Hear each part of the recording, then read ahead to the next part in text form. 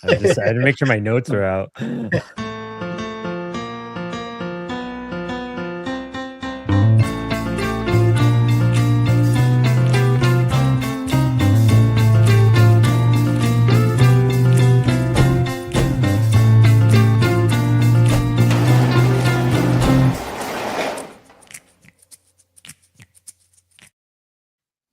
Oh, and hello. Good day. Good afternoon. It's Tuesday. And guess what? Welcome back to the print shop. I actually do know today. I'm not a day ahead for once. Yeah. Mess with my intro. Welcome to the print shop. The Comix Wellspring Insider Show. We'll be bringing you company updates, answering questions from the community, and giving you a first look of what we're building for you, creators. I'm really hyped. Today we have a full cast. We have everyone here. I'm happy Chris is here. We almost didn't have a Chris today, so hyped that you're here, Chris. Thank you for joining me. We have Dan everyone's Hills. like, did he die?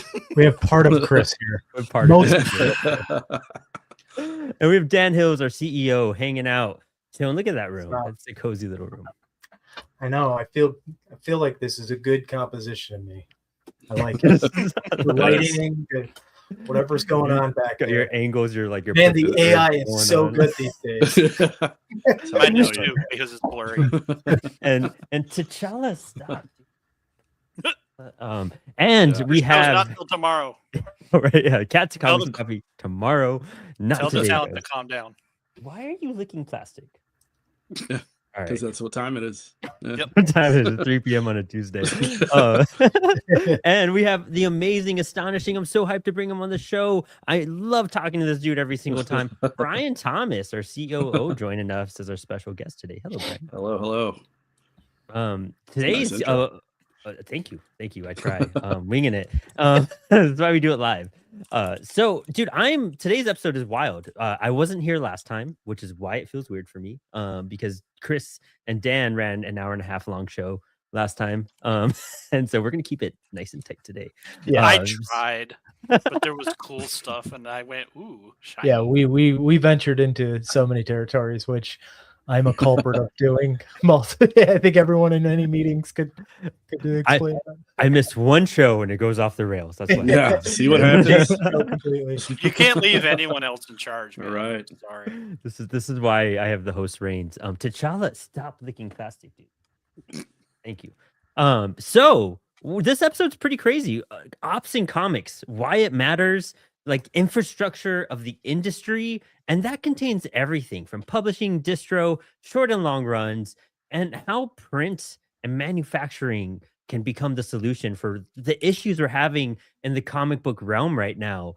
And I think everything we're doing here at CWS is really trying to address those things. We are, it's kind of strange. We are the comic book printer, but we're so much more than a printer, because I feel like we're doing so much more than almost anyone else in the industry to solve some of these issues. And so Dan wanted to bring this amazing guy, Brian, over here. I guess I don't know where it is.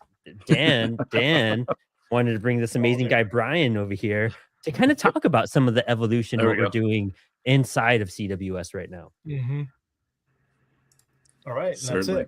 it. Good show, everyone. Right. That's it. Yeah. Yeah. Well, yeah, Lots I think you nailed it. I wanted to bring Brian on because I guess context. We'll get Brian a chance to kind of give us a little bit of background of where he comes from and how he's going to play such an instrumental role here in is succeeding in the mission and vision that we're on right now, the journey. And you said it best, Brandon. CWS is much more than a printer. And I've always envisioned that, even in the CMO days. So I think in order to achieve such a big ambition, we need the right people, and we need people with not only expertise within the comic industry, we need expertise within the manufacturing industry, and both parties need to come together and really have a heart-to-heart on problem solution. And I think again, the controlling the overarching philosophical problem with our industry is that's not happening. You have print as a tool, and then you have everything else in comics. even though literal comics started with print and is still thriving in print, there's no printers in that discussion. And basically this is our statement of saying we are in the discussion, and we're going to continuously be in the deeper into the discussion on solving real problems. And I think we've all kind of come to realization that it's not solving it through print. It's leveraging print to understand the bigger problems and team up with the other industry players and create solutions to bigger problems. So, but first we got to educate ourselves. We got to educate ourselves in the unknown waters. We got to educate ourselves in global manufacturing. We got to understand the components before we can put it all together to create a really solid solution. So, you know, you guys know me. I mean, everyone here knows me enough to know I've been on a hot pursuit on finding the right people to come together and build something that AI did not create, that humans came together with real experience, real insight, real knowledge to bring the brightest minds together to, you know, create the future CWS, which will be a solution to a lot of problems. I can say that right now with conviction. So, and lo and behold, I was blessed with the story of how we met. Brian was hilarious, but like how we won't go into that, but how we met was pretty incredible. But immediately we started talking, and I knew that, dude, this guy, there's something inside of him that wants to be a part of this. And once we started diving into things, I realized, you know, behind the massive amount of experience and like the prestige of his like resume, there was a punk rock kick-ass dude. Real conversations with, talk about real problems and real solutions, and applying the two fundamental pieces to do something big in this little space with the little amount of time we have on this planet. So I think that's really important to kind of set the stage for. But I will hand it over to Brian. Tell us a little bit about your history, a little past. I mean, your background and yeah. I mean, excuse me. Started off with a bang, right? I apologize now. I had a hard time hearing a lot of this internet issues going on. I heard a few keywords enough to be dangerous. So my background here. Yeah, right. Print on demand. I mean, it's a term that's been thrown around a lot, but I've been involved with this aspect of where the rubber meets the road in the comic space, if you will, for almost, well over a decade, almost 15 years now. Actually, yeah, about 16 years. So putting together the pieces and trying to, you know, fix this puzzle is not necessarily a challenge by any means, but it's a special place in my heart to put this all together. Really, it started as a designer, so I understand the design aspect and how the vision is created and where the influence, the inspirations come from, and then how you get it onto paper, and then out to the masses is where it's not a disconnect. It's almost an afterthought. So really just helping again put that puzzle together to understand, you know, how we get the best product out there that really capitalizes on the creators' talent and their vision to make sure it translates properly onto paper is, I mean, it's just that theory in general. It's infatuating me. It's really it's what gets me up in the morning. Let's go. You know, I almost said some other words that I probably shouldn't on a podcast, but it's that's how passionate I am about it. So it feels good. No, that's cool. Yeah, I mean, that's really what clicked between us, because it was about exploring why is this a situation? Why is this a problem? It's obviously from a business standpoint, it's, you know, you see it in a lens of opportunity, not a lucrative opportunity first and foremost, an opportunity to actually create, like I said, an impact in this industry. And the timing couldn't be perfect for us to kind of come together and talk about these things because of, you know, all that's happening in the industry. But no, that's awesome.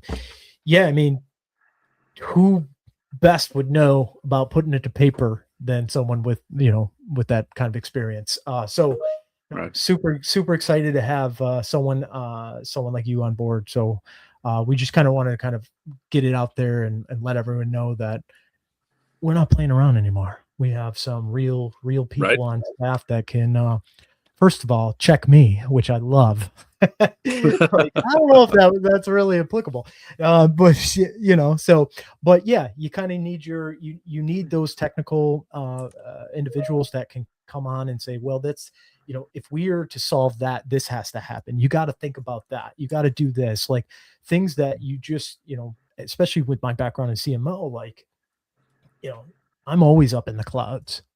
I just am. And having grounded people that can kind of jump back and forth to kind of meet me where I'm at, and everyone else, especially the two marketers here, I think that's really important. So, man, this is going to be a fun trip. POD I think you opened up with that, and I think that's where we should start off, like print on demand. Let's create the misconception of what print on demand is right now. Sam chimed in with something really cool here about that. I appreciate POD as it helps creators access creating their product at scale as they are trying to establish their base of collectors and fans. Like 100%, it gives you opportunities, it gives you more reach, and I think that's what creators need is more reach, because I think in your head, you're like, I have a lot of reach because of social media, because of Instagram, Facebook, X, Blue Sky, Discord, YouTube, all this, but your reach is actually very limited within those resources. POD is actually opening it up and kind of making the playing ground a little bit more fair, and kind of gives creators an opportunity to sit next to, just like how when you put your book in a comic book shop and it gets to be next to the big two, this is essentially the same thing in a digital realm and whatnot. Yeah. And I guess to kind of like just dial into POD. So first, POD, we've always been doing POD, by the way. POD is about, like, literally, if you look at the word print on demand, if you have printed with us before, your file's already in our catalog, in our backlog or whatever, you just basically, or maybe a reorder and you press go, that's print on demand. But in terms of like comic focused industry, I think what everyone's getting to is like the barriers to entry POD solves for, and inventory, low minimum threshold, like quantities. So like, yeah, POD in the sense of a book of one, that opens so much up, but doing it right. And that's really what the comics ops is all about. It's about doing it with a very, very dedicated focus and conscious focus towards how do we do it for comics? Because there are tons of nuances important to comic creators and file prepping and things that comic creators aren't always necessarily pro designers and publishers. Like they got to use the tools that are given to them. So it's up to us as a manufacturer to meet them where they are, help them, educate them, but also at the same time create solutions where they don't even have to think twice. It's kind of a, and I think a good example is, I mean, we've been talking about it all day, so it's fresh on my mind, but pre-flighting, pre-press, like file preparation, that's going to be a humongous focus for us going forward. That on top of print on demand, the book of one, accessibility becomes and scale becomes so much easier for creators. Like you said, getting books out there quicker to your audience, print on demand definitely grants you that access. But also, before you get that book done and ready for print, like how do we make prepress easier? How do we make file preparation easier? And then dial it back even further. How do we ensure that the comic creators are starting right? That's really, I've always been fascinated in how we can play a humongous role in that. And sure, you can provide all the templates you want, but there's so much more we can do. And I think that we've been talking about that a lot. Even as a creator myself, and that we made Spilled Ink because I wasn't an artist and I wanted to figure out, I wanted to understand more of what goes into the other realm than just writing and publishing. So being an artist and learning how to draw traditionally and digitally, there was a learning curve that was kind of difficult Sure. to figure out. And I did a couple pinups for a few friends last year, and on one of them, he was like, "Dude, the sizing for this is off." And I was like, "What do you mean? I thought I followed everything to the T and blah blah." He's like, "I'm gonna put a border around it. It'll still come out good." And it still came out great color wise, but it's because I started wrong on my digital template. I thought I understood it right. So having a way, we're finding a way to actually communicate with creators more, to educate, to find all the holes, especially as me as a learner figuring this out. I'm helping plug in all the holes. Like, what questions did I have? What did I miss? What did I not understand? And I'm not the most tech savvy person out there, but neither is a lot of creators. And that's good, because then you find all those things that are just like, this is what may be simple, what might be simple to Dan might be super complicated to me. Yeah. And finding that bridge to make sure we're all getting the same communication behind things.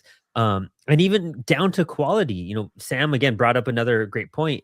POD used to be pretty low quality. It seemed most printers were just shoving pages through, but I'm really impressed in how the quality has gone up over the years. But not all printers are equal or care. And that's another thing too. That's a fact. Because we care so much, we want to make sure it's a smooth process for you from the start, from the very beginning of your drawing. We want that process to be accessible and easy and clear for you to understand. You just basically, that statement had two different directions to go into, and I think the one is that Brian nodded his head to is the realization that all printers aren't equal, but all printers don't have. And I preach about this all the time, and I probably get frowns, but the fact is, like, when you are trying to serve a multitude of industries, sub-industries, niches, or whatever, you got to kind of accommodate to everyone. So when I'm a commercial printer, for instance, I print books. Well, there's tons of different types of books. There's tons of different processes. There's tons of different focuses. There's pros and cons, all this. So like, if you're trying to be a generalist, you can't really be agile enough to focus in on the nuances to that specific audience, which comic creators are their own breed. I am one myself. So we are our own breed. So the fact is, like, printers aren't equal because most commercial printers are serving multitudes of creatives and businesses, like commercial printers. So it's like, how can a printer like that be agile enough to solve nuanced problems for comic creators while they're solving for photographers, cookbooks, Right. the ones that don't really care about 8.5 by 11 or 9 by 6. They didn't start their artwork with the intention for a size. Comics, it starts, like, going back to the other part, it starts from the beginning. So to think about manufacturing a production from when the pencil hits paper or digital pen, that is the mindset we have to have. That's the only way this works. And why printers aren't equal is because of that fact right there. They can't focus in on one, and it's not a bad thing. It's their necessity in the world and in our print industry. But the fact is, Comic Ops has a singular focus on those nuances, those in particular things. How do we create an operational structure that serves comic creators? And I mean, that's my take on that. And I think that's really important. And so that kind of brings up the thought of, like, how do we educate from the beginning? How do we instill stuff from the beginning? So, right. This is a great question that just popped up. Are there storage requirements for your POD service? Do we have to have the printed stock on site or just print files uploaded? And this is from Fourth Wall Pros. I'm not too sure if I understand the question completely. I'm a bit confused. Storage requirements for your POD service. Like limitations on file size, probably. I'm assuming that's what. Or are they speaking of media or stocks? Yeah. Fourth Wall, if you break down that question a little bit more, we'd love to dive into that a little bit, because I think there's something there. I just want to understand it so we answer it correctly. I would ask a question to Brian. Basically, like, because you're kind of getting into this from that background, and Mhm. I think you've been immersed enough to know, like, and I'm sure your eyes have been cracked wide open the last couple of weeks. But Yeah. like, how do you think about this? Like, how do you identify comic ops, and like, how do you think about it from a operational standpoint? Identifying comic ops. Or I mean, are we going to? I mean, stemming from the question that came in. I mean, ops are. It's generally whatever's requested, right? I mean, and a lot of printers are going to go that route. I think what could benefit Comix Wellspring in the long run is slightly limiting those options, but not never saying no, just saying what's readily available, and that should answer, basically what's on the floor. And sorry, I still need a little bit more context to that, how that question was really needed to be answered to elaborate on. But going back to what you said, Dan, I mean, it's not that the printers don't care, right? I mean, Right, and right. you know this of anybody. It's just that there's a certain level of leniency Yes. within any print shop that's going to allow, certain, unevenness or not quite the exact color, or all the way down to packaging, to be honest. So the ops in my opinion, it's really from a comic standpoint is creating this perfect ecosystem, right? Where we all live within, and we're all on the same page when it comes to that inception of an idea, when it hits the tablet or ink to paper or whatever it may be, just like you mentioned, but just us helping instill that knowledge to make us as a team all within this ecosystem better. Yeah. Right, because the final product's going to be better if we can all kind of just live by these same guidelines, if you will. And it's not to disrupt a workflow or do anything of that nature, because I mean, from a creator standpoint, I mean, and our creators, what they're doing is what they're doing, and it's perfect. I mean, it really is. But then translating that into what, I mean, we've been calling this collector grade quality, I think is where a lot of the regular commercial printers will allow that leniency, if you will. Yeah. So our operations ecosystem, in my opinion, focuses on that in all of its moving parts in all Yeah. facets. So Yeah, I mean, I think, go ahead. yeah, no, that's good. That's good. That was brilliant. You're right. And down to packaging, right? And we've kind of talked about that a lot lately Right. because you can't control UPS or FedEx or USPS. You're just at the whim of it. You got to build systems around the things that you can't control. So like the focus on collectible grade is like, Yeah. from the details of education, from the get to packaging properly, and maybe even over engineering your packaging. Over engineering for sure. That's You have to. You do. have You really do. There's nothing more exciting than like having a battle to get your comics open. You know what I mean? Because you're just like, this is safe, this is secure. Yeah. Like Yeah. I've such Right. confidence with our packaging, Exactly. and I there was one incident that happened because there was a paper stock mix up with slip sheets. You know what I mean? And that was just, we fixed it. We fixed that problem, and I was just like, oh, thank you. This was such an easier way than even I imagined to take care of something. But it's because we care. Sam Yeah. brought up something, and thank you for being so participant, Sam. Because we got announcements regarding you soon. It does seem like it's a tough thing to tackle. Many creators think of printing as an afterthought. And so I guess creating a community for creators is a good start.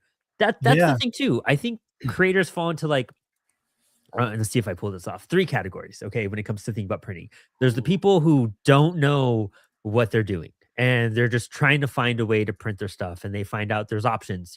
There's us and a couple other guys. What's the best thing? Let me go to my community. Let me ask some questions. Maybe at least navigate the website and see if I get a vibe off of it. Yep. And that's where they're going to lead. The easiest avenue, because they're new time people. There's the people that want specifically a certain something. They saw a book and they loved it so much, so they want this paper stock, they want this cover, they want this, and they are going to hunt down until they find these options, and they're not going to settle for anything else. And then there's the people that just really find their community and realize, like, okay, this is the comic book printer. This is the people I trust. I know the quality comes from. I've heard about them. I'm going to do this. That's my made up third one because I couldn't think of what I was going to say. Advocates. Oh, well said. Advocates. No, I think that's good, Brandon, and I think that's true. Flexible. So advocates become flexible because they're more of the kind of approaching it as like just love for the craft, but also that they can be flexible because it's the content that they're focused on. So, but yeah, and then there's some that have to be particular, and that's totally, man, I mean, that's kind of how I am with some stuff. But like, that was a great way to categorize it, man. I 'Cause think we'll see what the creators say, but And you know what? And we kind of cater to every single one, because if you're a first time creator kind of lost out there and you discover us, you're gonna discover how much information you have on our website, the community we've been building. Our Discord channel has been blowing up. yeah, We just posted the link here in the chat. If you haven't joined our Discord channel, please do. There's tons of conversation, from making comics, from how to be interactive with these shows, everything you want to know, to even things you want to see from us. So that's like one group that we cater towards. Like, if you're just trying to figure out what to do, come to us. We will help you out. Reach out to our team and ask questions. yeah. And then the people that want those specific stock, everyone who wants newsprint, are those people that want the specific paper, the specific book, and they will kill to like get that. We are coming for you next.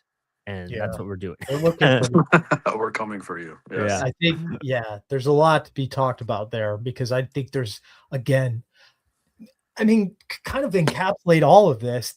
The point is, back to the first statement, printers were not in the discussion, and that needs to change. Mm-hmm. A printer needs to be in the future driving machine. That is like where this comic industry is going. We have to be part of it, because like newsprint, there's a ton that people don't know, and they just assume like, can you get newsprint paper? Well, hold on. There's a lot. There's a lot to talk about there, because it's not like there's a reason why newsprint was printing newspapers on huge web presses. Like, there's to understand the mechanics of that. And I think that kind of goes in it, but falls into the category of like, we just need to be in the discussion. Our Discord allows us to do that, not only connect with community, but be in the discussion, ask those questions. This is a great question that just popped up from Fourth Wall. I'm gonna answer, but I'm gonna ask both of these at the same time. Any plans to offer printing for the direct market for indies? And we asked, as terms of distribution, and he says yes, or a platform where shops can order books as they become available. Yes, mega yes, super yes. In fact, we've kind of briefly mentioned it Super on other spoilers. episodes. Well, we mentioned it before, have we not? Spoiler alert, right? Small batches, 5 to 10 books, and I think that's brilliant, because when I sell to a shop, I take 5 books at a time. I never take more than 5. If you want more after that, I'd rather have a relationship and we work it out. But 5 is a perfect batching for that. For that for sure. Because like I think I told the story before. Like my favorite story is when I used to buy indie comics out of the trunk of people's cars when I was a retailer. But it was usually I had to buy a break of 25, because that was the investment that the creator made, and I got that. But not every shop is going to be in a position to be able to make a 25 book investment, especially on something that they're singing for the first time. Right. But doing that 5 to 10 is that sweet spot. Can't be going off. All right, Fourth Wall, calm down. Shout out to Danny, number 1. And Fourth Wall. Some of my peeps from North Carolina. I think I'd like to just address this. Focuses. Industry problems and focuses. I think it encapsulates all of those things. Well, when we look at problems in the industry, not problems, pain points, I guess, but like we look at inventory. So literally ordering 5, 1, 10, whatever, inventory, and being able to mitigate kind of the overture of inventory, distribution, that's a whole conversation in itself, but distribution, connecting to retailers, and then direct market solutions.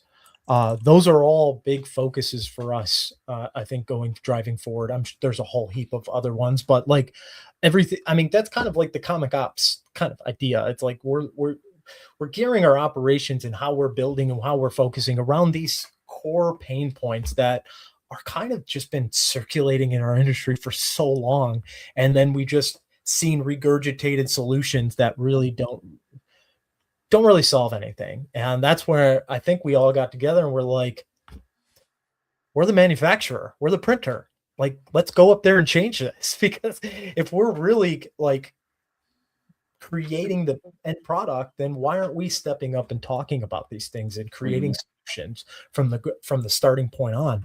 And that's exactly what we're doing. So, and you know, especially with like newsprint, everyone wants it, and I want newsprint for some of my books. I think it'd be super awesome. But it's one of those things too, is like what we're developing, we want to make sure that we're tackling everything that we want to fix now that appeals to like a mass amount to the bulk of our creators, and then finding ways to integrate these things over time too. Newsprint is one of those things that's definitely on our bucket list, but we want to ensure that there is a system in place, so it's easily accessible, because right now in newsprint you have to be like, I know a guy who knows a guy who could place the order for you. Yeah.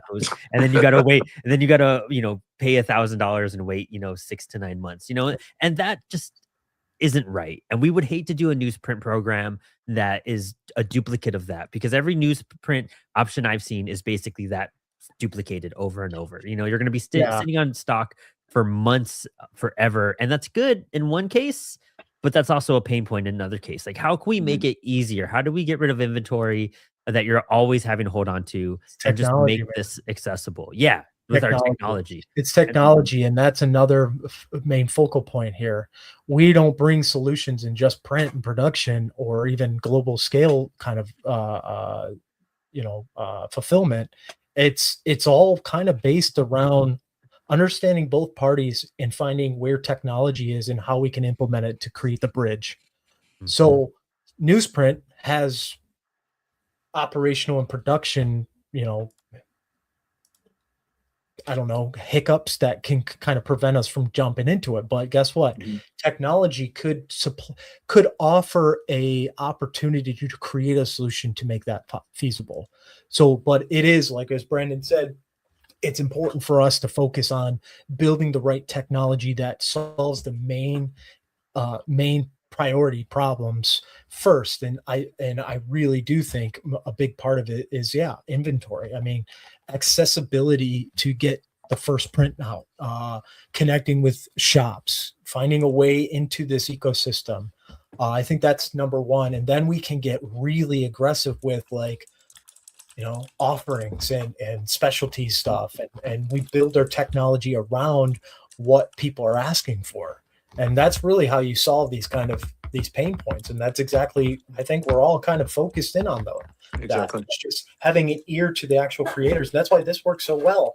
People talk, and that's awesome. And Fourth of all, just also jumped in. I may have missed it, but what's the process to get our books on the POD? It's actually a great question, because it's there's a lot of things in flux with the print on demand. It's something we've announced that's in motion with a couple platforms that we're in partnership with, and right now it's in a beta phase with Comix.1.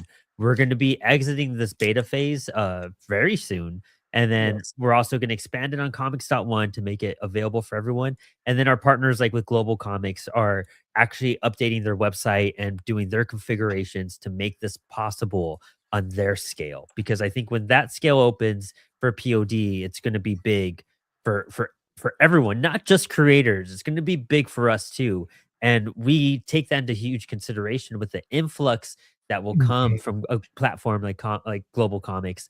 It's going to be a lot, and we want to make sure that we keep every creator that gets a copy happy. Yeah, we're in uncharted territory. I know there's other companies doing POD, but again, going back to the beginning of the conversation, they're doing POD that accommodates a specific general populace. So like books and stuff like that, which limits. First off, I'll just say this. Talk to other printers and show them the size of a comic book, and they're going to be like, what? They're going to look at you like you're silly. Like, this is not, we don't do that. It's like, this is US standard comic book. What are you talking about? But yeah, that's a reality. So we are venturing into uncharted territory. So like creating a print on demand technology stack system with a supply chain, with a manufacturing, SOP and all that stuff, like those, it's very new. And honestly, we know enough to provide the solution. It's just we are also learning as we go for some from some aspects, which the more we learn though, the more we realize, wow, like this can be done really well. And that's what's exciting about the whole thing. But as far as platforms, yeah, we're with Comix.1, so you can literally sign up with Comix.1 and opt in. We're starting, we call it beta because we're starting with a limited amount of options, just to get the wheels going, to get the workflows in place and understanding how this works from, I mean, these platforms we're working with are digital platforms. This is very new to them. And it is not a plug and play, because the liability of like stating that you offer print without like understanding print is it's a scary thing, I'm sure, from a from a platform point of view. So yeah, Comix One has been not only, man, they've been awesome and they are very much indie, and that's why we like them so much. But if you want to get POD and kind of test the waters, go to Comix One. I mean, it's not going to hurt you to sign up and put free your title platform. Yeah, free platform. Yeah. They have a great support there. They have great communication. They're based out of Australia, so just take that in mind when you're trying to get some stuff solved. But they're otherwise fantastic. Whenever an issues popped up, even regarding payouts and just how the site is updated. And they do crowdfunding.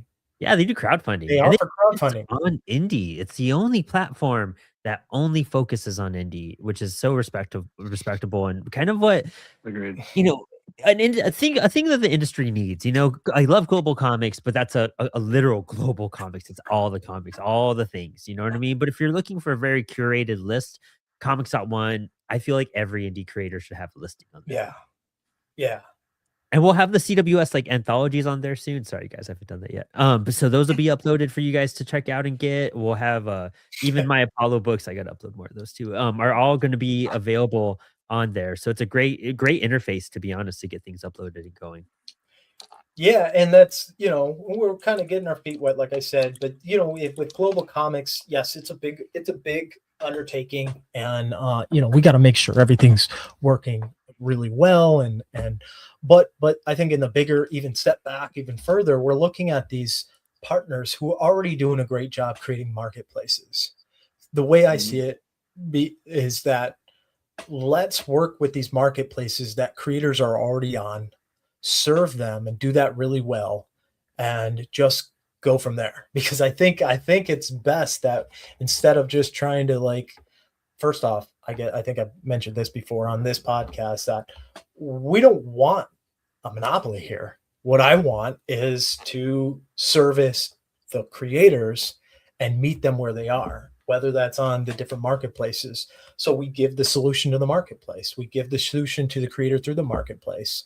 And I think that's the easiest way to get this going, to kind of re-envision what POD and Book of One looks like for creators.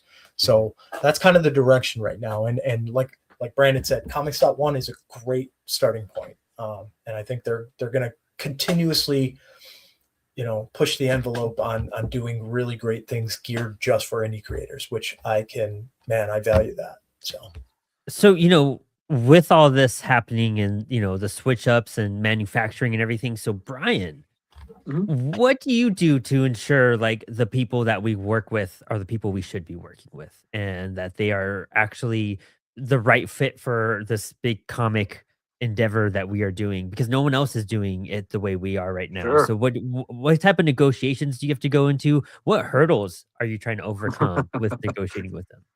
The negotiations, trade secrets. I'm just kidding. But the vetting process is it's extensive. I mean, looking for printers and partners, I'm going to call them, not just printers that are flexible, willing to listen, willing to learn, because like we've been talking about, this isn't just a widely known space for printers to operate in specifically.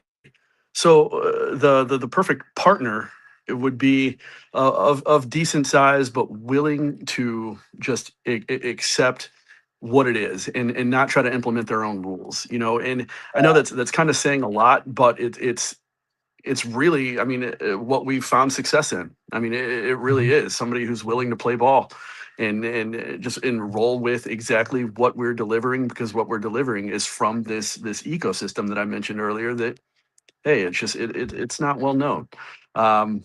It's a bit of a task, you know. Hey, I mean, there's tons of printers out there. There really is. There's tons of fantastic printers out there with fantastic equipment lists, and you know, on paper, it looks like that they would be able to walk into this and home run every time, and it's really just not the case. So there is a vetting, due diligence, I guess, process that needs to happen with each one before we say go. Yeah, that's a good point. Especially like the well-oiled machines that don't want disruption. Right. And you would think, you know, these like, yeah, some just don't, and that's okay. And some do, and some are willing to be flexible in that. Yeah, no. And Brian's done a really great job with that, because, yeah, I mean, you think one's really great and a good fit, and then they're not, and vice versa. And so, yeah. And it's not no hard feelings. No hard feelings. Yeah. They're good at what they do. No, that's like choosing a comic book artist. You know what I mean? You're just like, I love what you do. It just doesn't work for what we're doing for this. Absolutely. You know what I mean? Exactly. Like it's probably an easier way for a lot of our creators to understand why there's slower movement with some things too. You know what I mean? It's so much that we ask for and so many non-negotiables.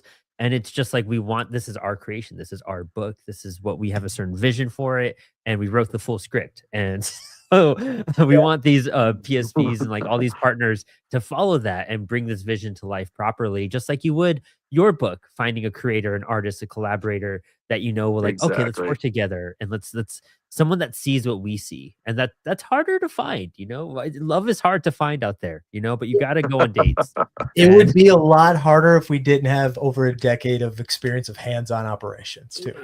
Like in-house production has given us insight to what works, what doesn't, how creators, how the industry accept things, how they deny things, the pain points. So yeah, I mean, invaluable. We're in a perfect storm of problem solutions, and I think we're the ones for the task. And so I just, man, it's just at this point, it's about learning the individual like components of the problems that creators are feeling right now and the pains that they're feeling, and accommodating those. So yeah, hands down. Gosh, I think that kind of covers it. Do you guys have any other thoughts on ops, on anything else you want to discuss on this before we move to crowdfunding? One thing, I got one thing, and I think we just discussed this. I think going back to the template situation, because that I just can't say it enough. Please, yeah. So publishers out there, writers, people who don't draw the pages or do any of that, get our templates, send them to your illustrator. Anytime you have an illustrator, don't have them just draw, because you know what they're going to do. And I've dealt with this personally. They're going to go to Google. They're going to go find a template they've already used before, and they're just going to start there. And then you're going to get those files and you're going to plop them in our template and kind of make it work, or just not. And you're just going to upload them, and then they're going to be kicked back or whatever, because they're off. And then, you know, 100%. So avoidance of that is in your repertoire.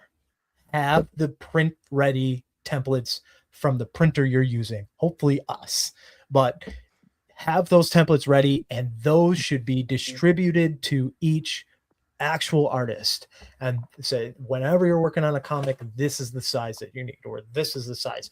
And the templates, we are going to hit the ground running on making those much more accessible, broader library, because we're learning a lot about how people and creators are, you know, running their workflows. And again, another beautiful thing about being in the discussion through our Discord is like understanding. Oh, wow, I was like literally floored at kind of getting a understanding of how people, you know, how their workflows were, and I'm like, oh yeah, we could do something here. So I think it's template library.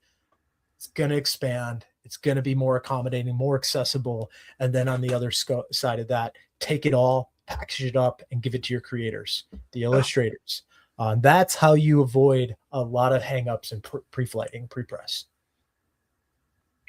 Yes, Procreate, very much a high level platform software that we're going to create templates for. Yep. That's probably one of the most popular ones in general as well. Yeah. So Yep. yeah, we want to find a way to make sure that everyone, no matter what platform you have the right template, you have the right instructions on how to use that template as well. That's a big factor. I know even with Procreate, when you import stuff, you have to, sometimes you have to readjust or resize. We want to make everything seamless for you coming up. So, I mean, that's something we've learned. We've gotten feedback on, what files work for what programs. And so that's all in development to make it accessible and whatnot too. Yeah. Yeah. As for artists, like, here's the hard pill to swallow, being an illustrator myself. Like, if you got a full bleed page, some of that artwork's going to be cut off on the edges. Just live with it. You're gonna have to. So when you're drawing, I mean, not a lot, but you right. to, because the variance in cutting and trimming when you're manufacturing all these books matters, and it matters from a little slice of white line or black line on the edge of the paper. So yeah, it's when it's full bleed, make it full bleed and understand those edges of that cool like bleed out panel or full page.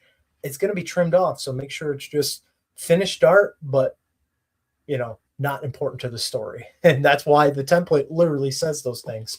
But yeah, we've also created the blue line to help accommodate that as well. And some cool updates with Blue Line coming out probably by the next episode. We do print shop TBH, which will be pretty rad. Exciting, super hype. I think it's good to switch gears now. I think that hit the spot. Okay, I feel that. So still cool every time. Let's talk about crowdfunding. We have a bunch of campaigns that are up right now, and I think it's so exciting. In fact, maybe I can make my life simple. Yes, I can. Oops, that's my show notes. You guys don't see that. Don't show people how we do things. Honestly. Wait, isn't that why we're here? We have some stuff in pre-launch. We have some stuff going live right now. Ben Lacey's The Vicious Victions 1 through 4, The Lost City of Gold in pre-launch. Link is in. Oh, that's cool. Link is in. All these links are in the episode description, so please check them out. This is some awesome stuff. It's so great. It actually looks like a really fun comic. Yeah, I would say this looks like not so NSFW as I thought. It looks like just a lot of fun, to be honestly. That's pretty rad. Indiana Jones. Hospice, Tunnel of Love, a haunted horror comic. This is super rad. I backed this personally because this is Jonathan Hendricks. We've had him on the show before. Johnny, and great dude. He's based out of Italy. Him and his wife actually worked on this together, from what I understand. And they do some great stuff. I mean, Jonathan's a great dude. If you have not seen that episode of Inspired Inc., you will learn so much on successful crowdfunding. It is crazy. I'm stealing so many of his things he talked about. I think his wife did this cover. Actually, it's super cool. Because Jonathan knows his stuff. He knows how to crowdfund. He knows how to do things. And you know what? You can tell because this dude is already 22 days ago. He's already almost at 4K. Those are great numbers. Congrats, Jonathan. Super shout out to you. Great Substack. Check out his stuff there. Boxboy Jr. Alex Nainier. I think we're gonna get him on the show soon. I'm aiming towards. He's a great creator. This is in pre-launch right now. I'm super excited to see where this goes. Boxboy Jr. He's a cool little. I'm gonna turn off the volume, but he has a cool little intro video here too. This is highly encouraged, creators. If you could do some sort of video and be interactive, please do. Yeah, dude, this is insane. Style is really solid. Just goals. That's really so good stuff. Yeah, I was just in communications with Alex. Hopefully we'll get him on. I believe this launches next Tuesday.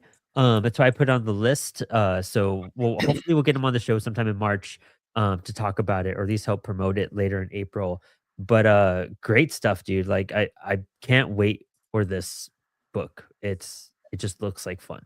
Yeah, fun. I mean, my kids that I'm just like looking at it like, man, they would just freaking lose their mind over something like that. That's so cool. To Turn a Tide, a collaborative graphic anthology in illustrating the power of change. How cool. So we have a bunch of stuff going on here. We have some tiers going on, digital copies, we have physicals, all the rewards as well. This is super cool. So let me see. All items, blah, blah, blah, blah. Director, Sophia. How rad. I love the graphics they're using on here too. Yeah. It's creative direction on this campaign is really cool. Really good stuff. I love when they spotlight the creators because putting a face to them is such a pleasure. Like it actually lets you connect. Yeah, I think it really strengthens this industry from a community perspective and collaborative perspective. So I think it's really almost like you should do it no matter what on your campaigns. I should recognize the creators. And this is their first campaign they've tried putting on as well, which is also pretty exciting. So help them get some support. They have 42 days to go. They're over 50%. So let's try to get them funded whenever you guys can. Please back that. And remember, digital copies go really far for creators because that's also less revenue they have to pay towards other things. So when you're backing a digital, it really, really does benefit people a lot. And let's see, we also have Southside, the side pocket trade paperback. So honestly, you're getting a trade. That's rad. It has 1 week left. They've hit goal, killed their goal, to be honest. I love seeing numbers like that.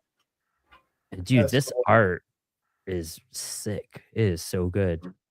Advent Comics. Okay, cool. Oh, yeah. That makes sense. I've seen them on some orders previously as well. Yeah, I have a couple of books of theirs behind me. Oh, cool. That's super rad. Southside. That's cool. Yeah. Yeah, great stuff, guys. Congrats on hitting your goal. We have Tony, Chipif, Letter Squids. Oh, Letter Squids is a great letterer too. How cool. Oh, nice. Oh, free US shipping. Nice premium reward. That's a good. They eat shipping, guys. So please back them. If you're getting a good deal, do it. I know how that works. Yeah. Oh, so if you like Sin City Criminal, Bad Boys, In Too Deep, Power of the Wire, Luke Cage. Oh, so all the cool stuff. Yeah. Love it. So yeah, check this out. Southside. They have 1 week left to get the side pocket trade paperback today. We also have Tights issues 1 through 5, volume 1. And so Chris Wigan, he's been on the show. Oh, whoa, we just saw the numbers bump up right now. Over 6. Yeah, wow. To go. 170 backers. Chris, what is your secret? Chris has been putting the series for a while. It's been his only Kickstarters he's run. Very focused creator on pushing his brand. And I know Chris, we've talked about the hurdles he's had. And he's had hurdles putting out this series. Everything from artist switch ups to delays to changing just how they were going to do things. And he's prevailed through all of that. So I'm really proud of him to get to this point as well. I see Tights everywhere. When I go on social media, I see Tights. Like I see that cover and that title everywhere. So whatever you're doing in marketing is working. It's really cool. Yeah, and it's very unique. It stands out. Oh, he's raffling off a skateboard too. That's cool. That's sick. Yeah, there you go, Brian. Right. So you do some. Fun fact, Brian's a skater at heart. Never left. I'm gonna bring that my back core. on. Absolutely. Yeah. Love it.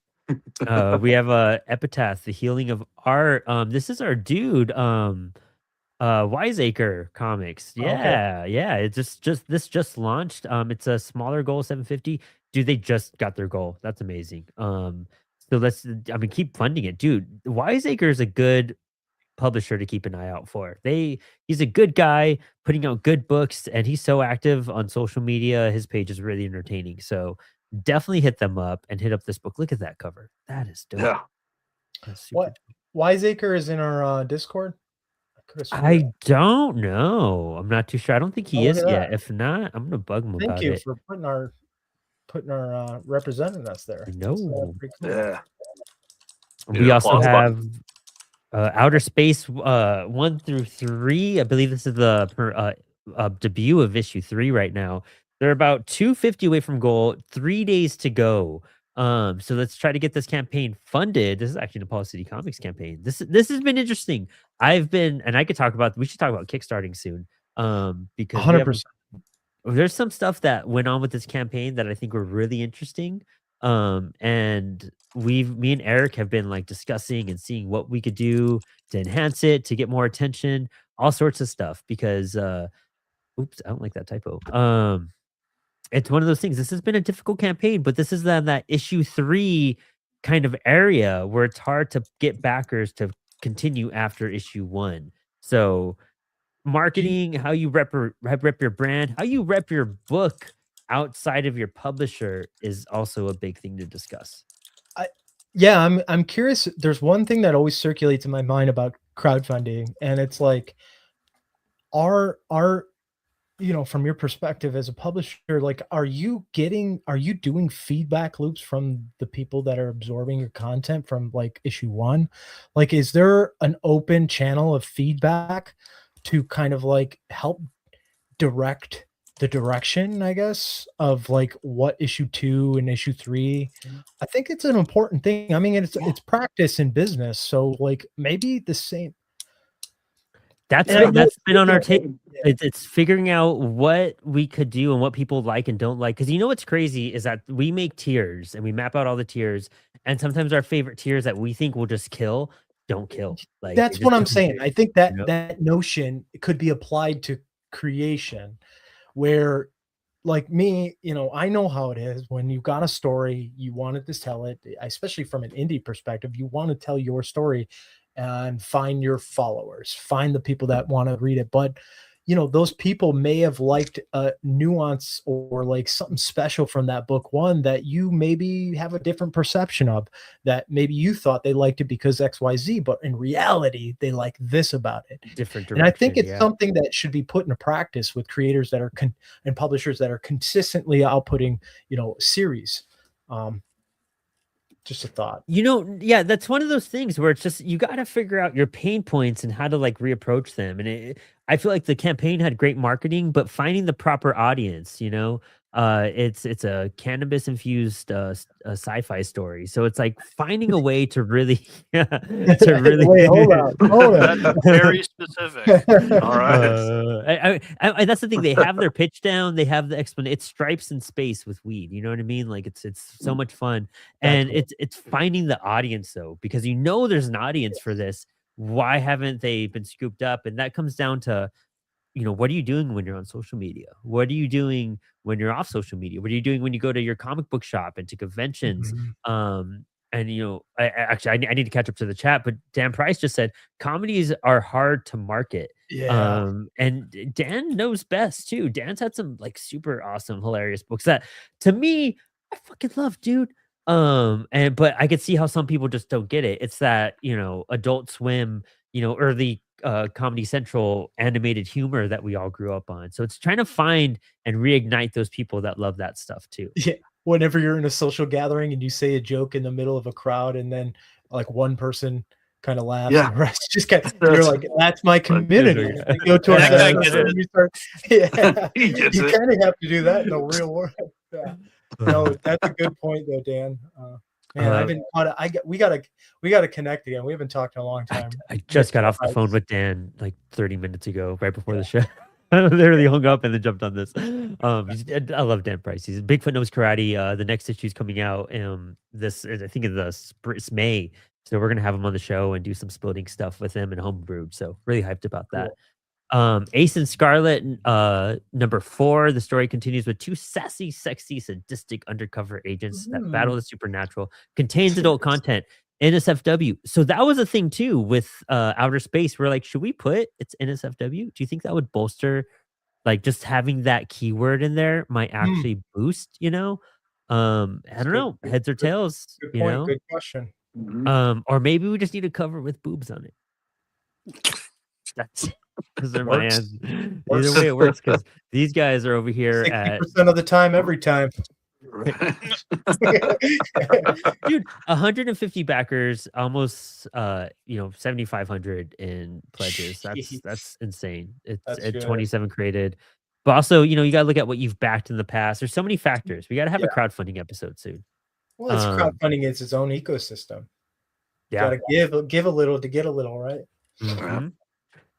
This is the book that just went. Let me talk about Great Super crowdfunding. This went live this morning at 10 a.m. We've barely gotten time to promote it. This is the newest Apollo City Comics book that we brought on the line. Super Guy, by Anthony Inacio and Joey go. Murphy. I know I've stumbled that so Come on, hard. man. He's my dude. I love Anthony. Anthony's a great dude. Honestly, Super Guy is one of the most well-written, hilarious books I've ever come across. He has so many good variants too. But it's literally just like guy with Superman powers who's just like doesn't want to be a superhero. He's like, I don't want to That do this. guy's Love it. super. Dude, he's like, look at those Crocs. Look at those Crocs. Like, Yeah. this is the Super Guy. This is Joey Murphy's drawing of him. Yes. Yes. It's so good. Like it has everything you want in just a ridiculous comic. We just did a Cats Comics and Coffee on issue 1. It's now being rebranded under the Apollo label, so issue 1 will have the Apollo logo and everything, all these well. So super hyped of having it because it's just a phenomenal book. We just had Joey on Spilled Ink this past weekend, and he killed it, man. Go watch that episode. Joey's a blast. He's a great artist. Does a lot of digital work just to keep it fast, to be honest. But yeah, sketch cover tiers. Oh man, look at that. Oh, Starro. that's That's cool. cool. That's cool. Yeah. Alright. Oh, that's sick. I love this. Oh man. Joey's fantastic. He drew a bong boy on air and I was really hyped about it. So I was like, Oh, thank look you, at Joey. that. That's Look nice. at this. Jeez. Dude, it's so cool. Jeez. It's amazing. I think this is a Yeah. free print or postcard that's going into everything. So That's yeah. awesome. Good Yeah, stuff. the diversity of the illustrations are absolutely fantastic. I love seeing that. Oh, and I've used this for the icon. I should have asked Chris first, but I was like, I'm just gonna toss this up there. Yeah, but- we gotta get that squared away. We gotta get something cool. Crowdfunding, that's another wheel that we're going to be turning and elevating and figuring out how to make it better for all you guys as well. And that's just one of those things. Deep breath. There's a whole lot. There's a whole lot. Well, it's We cool. It's fun. catch up on the chat here. Sam was saying, I do the same thing when I think about my word balloons. Go, don't waste your art. I feel that. What if you don't use Procreate? Using Yeah, Word. Oh, This is Home Slice. Mark, we're Oh. trying to get him on wow. Spilding. Check out the Discord, Mark, and reply to me there. I got to get your email. interesting. Would love to. We're supposed to have him on Spilding this week. I'm curious. You got to break that down for us, especially if you come on the show. Yeah, I would like to know why and how. How? Yeah, how? All of the above. Yeah. Comics Part-time. are cool. You're right. Part-time Comics does some Cheers, great man. stuff. We've backed one of his campaigns. Do you have another one going right now, dude? I thought you did. If you do, I didn't see the crowdfunding application. You can still send that in. We'll get you on next time. Advent Comics, and then we had Dan Price pop in for a little bit. Cool. We're all caught up. But that's our crowdfunding corner. We might even separate the segment to make crowdfunding a little separate, and then replace this more with more industry info for you guys. Yeah, we That's a good we idea. love representing, but we want to give people the shine and recognition. As you can tell, it's hard to get projects going, and the people that are having success with their projects right now, they've really cultured an audience and a fan base and been really hyper focused on that fan base. I mean, Super Guy is a great example. I met Anthony at New York Comic Con. People were walking up to him because they recognized the book before they recognized him. And that's rad. That's super cool. Anthony has a good way to get his products out there. He also does a lot of podcasts and everything too, which is interesting to see how he maneuvers and has built his brand of Super Guy. But also NSFW. I mean, it's hard to that's just a constant thing in the industry that none of us can process why they all make $20,000 every campaign. And who, Well, you know what I mean? This podcast isn't in that conversation, but I can identify a few reasons. But well, I think I just want to add that when we look back at this conversation, the correlation between creators' operations and our operations are pretty clear. I think we are creating our own book. I think you said it best, and I love that analogy of we are building a composition that services creators, and creators are building compositions that entertains readers. And I think there's some really nice correlations of how we take an approach to create those things. So Yes. Hands down. Sam just said they're the OF of comics. Very true. Very, very true. Man, what a show. We knocked out some stuff. We talked about a whole bunch of things. And it's one of those things where it's just understanding manufacturing, understanding the ecosystem, and finding ways where we're capable of finding success to help creators. We could announce that we're doing hardcovers and newsprint and all this, and then just utterly disappoint, and we don't want that. We just want you guys to have the best. We want everything collectible grade.